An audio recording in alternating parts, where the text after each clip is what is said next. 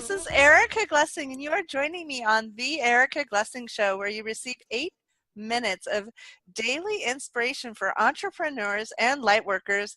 And we are really having an enjoyable experience talking about money, which isn't always enjoyable. And my guest today, we're actually going to be doing a different broadcast in Spanish as well. So this is in English, and we'll have a little link because we're going to do los dos idiomas.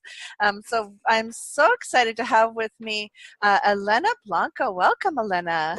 Hi, Erica. How are you? Thank you for having me here. I am good. I just don't know of many other topics that get us more uh, constrained and contracted and twisted and turtled, and things that we do for money and things that we won't do for money. And why don't you just share with us in your work with Right Riches for You and your work with consciousness, what can we do to just kind of change that so we're not being so twisted up and pretzeled about money? Oh, well, thank you for your question. I am from Mexico, and in all Latin America, what I have found is that people love having money as the major excuse for not living their life. And also, they make it part of their national identity.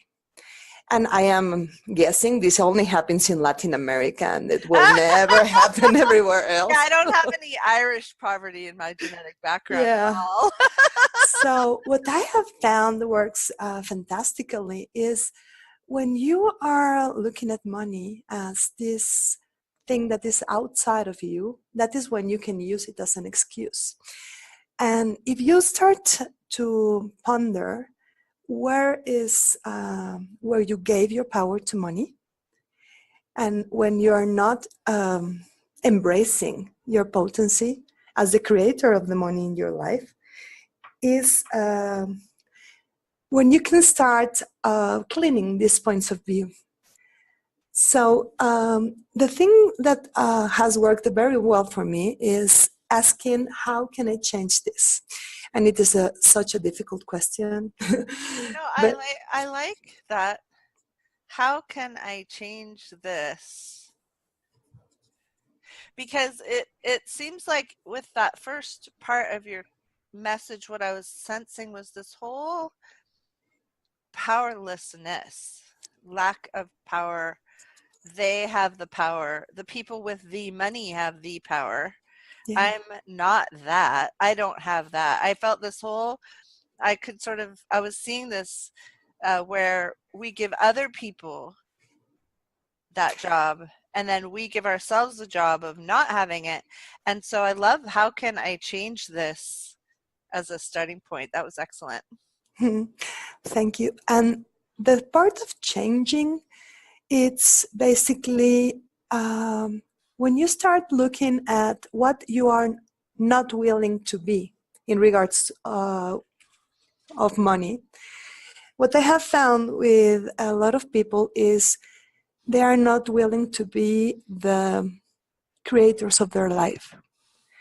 They have been taught that their situation is, and they have to struggle. And then the struggle becomes part of their personality, of the way they are. And they believe this is who they are. So that is why the question of how can I change this is so powerful. Because if you say, I am, for example, Mexican, and therefore I am from a poor country, therefore I'm poor, and I will never have the money that I dream of. And you ask, how can I change this? You don't have to change the Mexican part, but maybe you can look at people that are Mexican and don't have this problem. You know, we have one of the richest men in the world who is Mexican. We have a lot of people that have the same, how can I say this? The same definers as you, but are not using money as their roadblock to life. So you can actually look at that and see where is the lie you're telling yourself. And I like that too. I think when you said, what lie do you believe, or what lie do you tell yourself? I very much got an awareness of the family structure. So isn't that interesting? Like just the one word, the lie you tell yourself. And what I was able to sort of imagine was my mom and not wanting to shine too bright in the house because my brother didn't do as well. And I did so much better than him. And that was such a problem for my parents because I was not, he was the boy, because I'm older, you know? I'm from a generation where, like, the boy, he was supposed to be the one.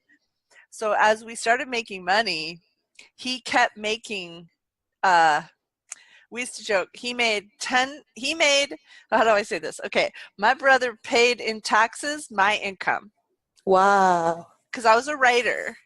So my first year writing, I made like 15,000, and he paid 15,000 in taxes. And then I got up to like 75,000, you know, in the 90s. I was making as a writer, which was not bad, right? As a news reporter, I'm making 75,000. He's paying 75,000 in taxes because he got up to 800,000. And it was like always that edge of I can't outshine my family. I felt, do you see, like, I really Mhm. got an awareness of that when you were talking. So how can we change those lies and start outshining people? So the first question you can ask there is, what is the capability or what is the potency I am hiding behind this kind of, how can I say this, critical offense you're using? And what I sense when you say that is you are so caring and you love your brother so much that you want him to shine. So what is, this is the caring you're using, and instead of inspiring him, you're getting below him so he can shine even better. Oh my goodness. And this is very interesting because we do this a lot, a lot. Like if I am great at school and my sister or my brother is not that great, I will find something where I think he can shine and then go under him. Wow. Uh, and this is caring. So if you acknowledge this is just caring, then you can change the lie you're telling yourself that is, oh, he's much better than me in money because I'm much more intelligent, for example.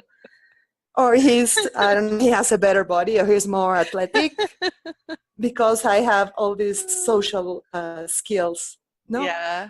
So maybe what if instead of caring by lowering yourself, you can actually inspire him to bright as the great potency he is and Nice. stop comparing. Yeah, I think that comparing really messes us up. Well, you know, I can't get over how fast it goes. It's such a quick podcast. We don't have enough time. It seems like I could talk to you for a century. How Thank can you. Me we too. reach you, Elena? How can we find out more about your work and your teaching? Well, actually, I'm a certified facilitator for Access Consciousness, and you can find me there at accessconsciousness.com/Elena Blanco. That's ELENA BLANCO. And I have a lot of information in Spanish. My handle in Facebook is Ele la White. That's ELELAWHITE. White is blanco in English, so that's the reason. But I'm actually starting to create a lot of information in English because I know there is people that don't speak Spanish that could actually benefit from our Latin zest. Well, I learned a lot from you, and I'm white, so I'm good. I mean, I got a little bit of spice though, so I'm just not every white person. I got a little bit of spice going for me. So Nice. thank you for coming, Elena. And again, if you would like to hear an interview like this in Spanish, you may go to theerikaglessingshow.com. You'll find Elena under today's podcast, and you can listen to a Spanish version that we'll be creating just for you, en español y inglés los dos. So thank you for coming, Elena. Thank you so much, Erika. It was